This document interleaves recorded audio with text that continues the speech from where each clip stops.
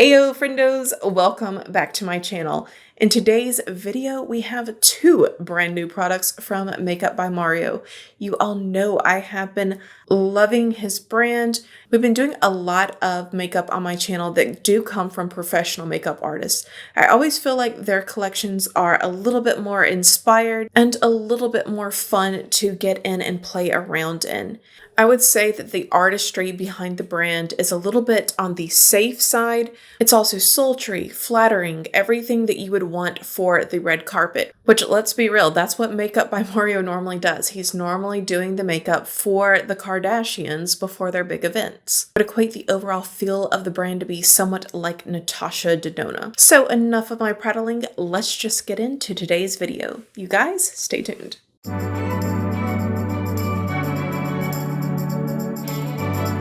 So guys, I know I'm looking a bit crazy right now. The only thing that I have down on my face is my contour, and that's going to get blended out with the rest of the products that we put on today.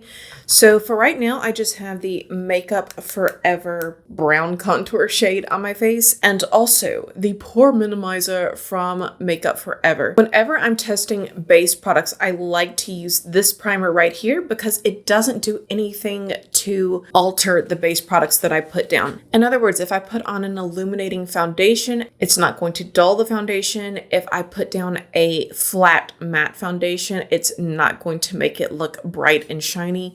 It just keeps everything looking the same, but with less pores. Also, I did not realize until just before starting this video that I had indeed not purchased a primer in these two products. So the Skin Enhancer is basically a balm foundation, and the Transforming Skin Perfector is essentially a blurring powder. In just a moment, I'm going to read the actual definition of these, but just so we're all on the same page, yeah, it doesn't seem that either product is intended to be a primer. Let's open these up. So I did go with the shade Light in both of these. So starting with the Skin Enhancer. This is a 3-in-1 tinted complexion balm that warms and nourishes with sheer coverage to even out the appearance of skin tone. I guess that does kind of sound like a primer. Are you a primer? So it says the coverage is light, the finish is radiant, and the formulation is cream. Now you guys know I really don't like cream foundations that much. However, lately my skin has been extremely dry. Most of that comes from getting dehydrated by working out in my garden. And lastly, this weightless balm warms, tints, and visibly evens tone while nourishing skin to transform your complexion. This 3-in-1 enhancer is a solid balm, skin tint, and creamy bronzer all in one. Okay, so not a primer. Featuring 6 universal shades, this formula is non-comedogenic and offers sheer coverage for a dewy finish. Also, you can pick this up from Sephora for $30. So this comes in 5 shades. This has a gradient effect, and this is a 3-in-1 powder to perfect, illuminate, and set makeup for a radiant glow with an airbrush effect on skin. Formulation, pressed powder. Give the skin an airbrush effect with a blend of perfecting powders to illuminate and set for a radiant glow. This multi-purpose perfector is a bronzer, highlighter, and finishing powder. Featuring 5 universal shades, this formula is non-comedogenic with sheer coverage for a radiant finish, which all just sounds like a lot of hoopla to me. Hoopla! Let's get it on and see how it performs. Starting out with the Skin Enhancer.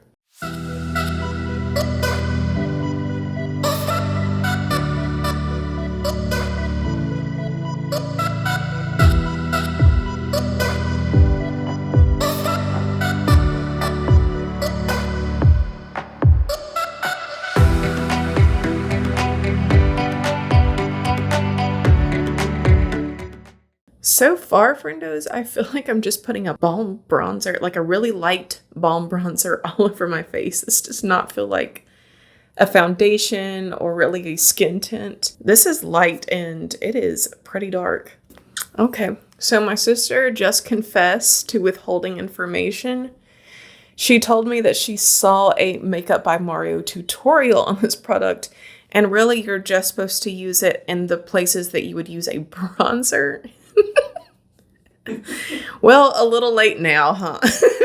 I'm just going to continue to put it down, and then I will go over it with a Radiant lighter concealer to kind of lighten things up. So I feel like the obvious choice is the Touche Éclat from YSL. This is my most radiant concealer. It's also one of my lightest, so hopefully I can make this look more normal.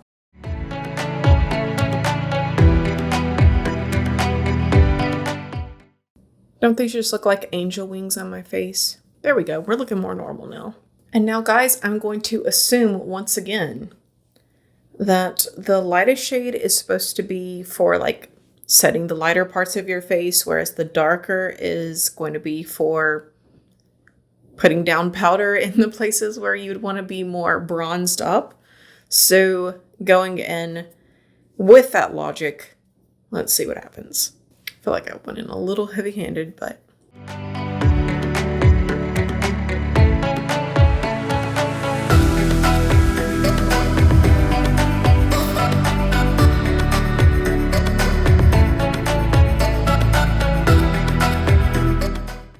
Okay, now onto the darker.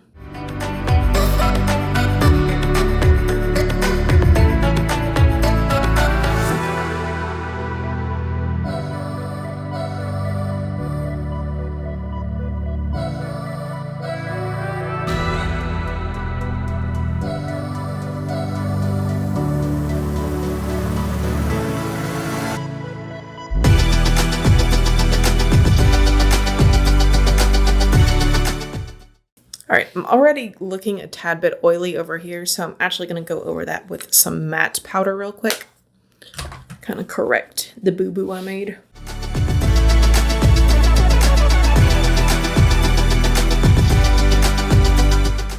So I definitely feel bronzed up beyond belief, more so than what I intended. The next time I try this out, I'm just going to place it in the area where I would want to put down bronzer.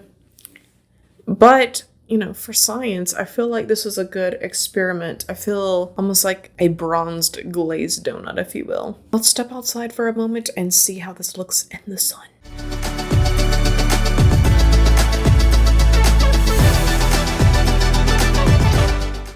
So my first impressions of both products being used together, I think if you are someone who doesn't have a lot of texture on your skin and you are looking for a beautiful bronze glazed donut kind of feel, I think you would definitely really like these products.